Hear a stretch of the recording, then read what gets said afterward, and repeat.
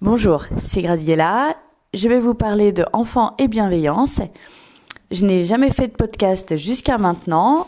Il est prévu que d'ici 3 mois, je puisse en faire une émission toutes les semaines. Ok, donc je vais juste maintenant rajouter une anecdote.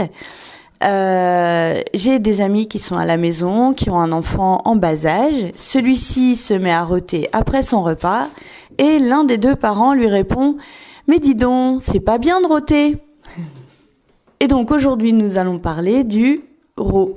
Et oui, ce fameux rot qu'on interdit aux enfants de faire, pour lesquels nous n'hésitons pas d'ailleurs à leur dire que c'est mal. Alors, rappelons-nous quand même que le rot, c'est quelque chose de physique et quelque chose dont le corps a besoin pour évacuer certains gaz. C'est quelque chose qui fait du bien au corps. Notons aussi que dans d'autres pays, dans d'autres civilisations, comme celle du Maghreb par exemple, le fait de rôter est très bien vu. Ça permet quelque part de dire merci aux gens qui ont offert le repas.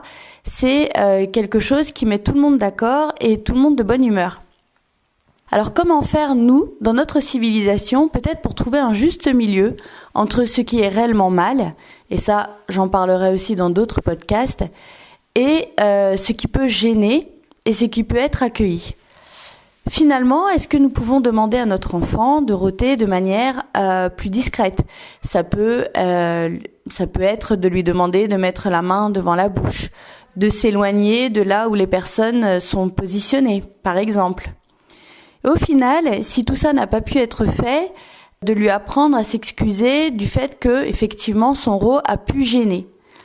De sorte d'éviter qu'il culpabilise, et ça, la culpabilité fera l'objet aussi d'autres podcasts, éviter que celui-ci culpabilise, et puis moins intégrer la notion de bien et de mal, simplement une adaptabilité à un moment précis, c'est-à-dire respecter le fait que le rot puisse gêner d'autres personnes. Donc, à retenir, aujourd'hui, mon enfant rote. Comment je peux les guider pour que cela se passe le mieux possible, sans culpabilité, l'inviter à s'éloigner ou lui montrer, lui apprendre à mettre la main devant la bouche au moment où il aura envie de rôter.